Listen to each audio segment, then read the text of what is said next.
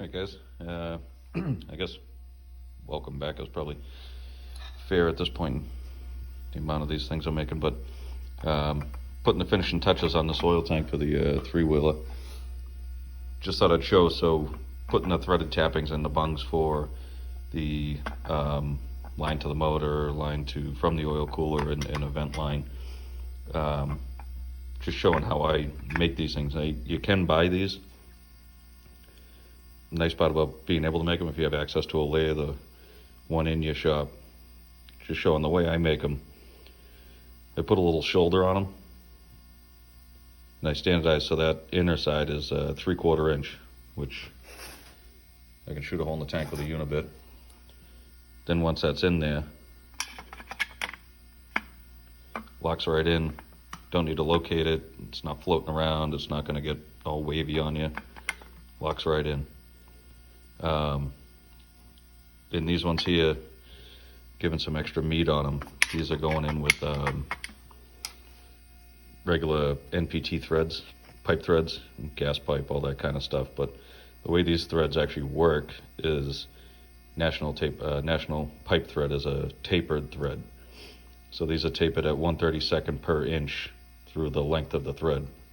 So when they're screwed in, what they're actually doing is putting tension on the walls of the bung pipe fitting, whatever you're connecting to. In doing that, I like to leave a little extra meat on the side of it, so when you tighten this in, it doesn't pop and crack it, as best you can. Some big fucking gorilla gets on there and turns these things with like a 2-foot wrench. They're going to be junk anyway, but just so it has room on it, because like I said, it's going to push on the walls of this and push out. That's how it helps make the seal. That's why these joints have to use pipe dope, joint compound, whatever you want to call it. It's actually a 2.5 inch thread. It's a little dramatized with you can kind of see the taper maybe a little better with that, but that's how they work. They go in. It's kind of not really a great seal, because what it is a corkscrew. That thread winds all the way around in one straight fashion, which gives fluids, as whatever kind of medium you're moving, the opportunity to chase the thread all the way around until it comes out and is exposed and you have a leak. That's why hydraulics and high pressures don't use a NPT thread.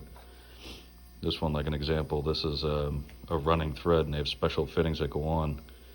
You can see by the size of this thing.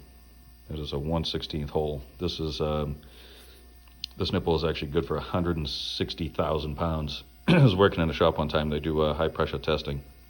This is about as high as I've ever seen anything do, but at 160,000 PSI is what this one's made for. And they don't use those shitty ass tapered threads. But anyway, just figured in the middle of it I'd show you guys how I do it. Make it easy on yourself.